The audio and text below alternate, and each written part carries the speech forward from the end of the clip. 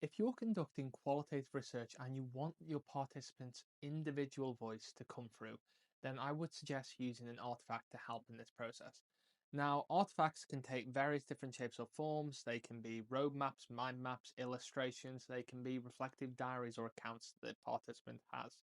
But the key thing that artifacts enable you to do is it allows that individual the opportunity to respond in a variety of different ways in either structured, semi structured, or complete free reign of what you want them to respond in a format of.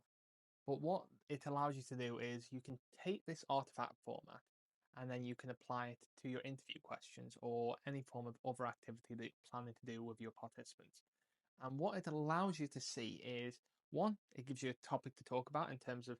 how they respond to various questions that you've set them in their activity in the artifact, and you can ask about it, you can probe deeper with it. Now, the second point, if you want to go deeper with your questions and you want to find out more about why they responded in a particular way, why they drew this illustration in this format, why their mind map looks like this rather than this, you can use it as an opportunity to find out more from their individual perspective. They can reflect on it, and by giving them the opportunity to reflect, now the participant's response provides you with an opportunity to find out more about their individual perspective, if it's linked to characteristics, if it's linked to their perspectives, and equally then you can start probing the deeper questions that you're looking for in what I assume is your broader research project.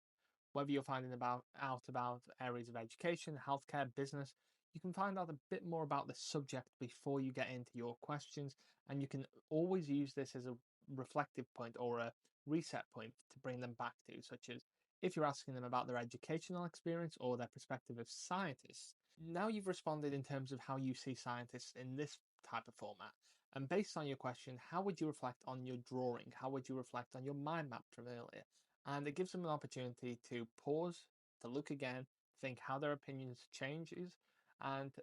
how overall that shapes the narrative of the participant in your study and what you're hoping to gain from it. I've used artifacts in a number of ways in my research, and I would strongly advise any qualitative researcher to embed them in some form of capacity, whether that's an icebreaker or as a reflective account or something that you want to do to just include that participant voice as part of your study, as you're giving your participant a greater level of autonomy where they can potentially present their own opinions without you leading them with a particular question or format design of your research project, and you get more of a individual centered view. But it's something that you can use in a variety of formats. If you have any questions, please drop a comment. More than happy to help, and thank you very much for listening.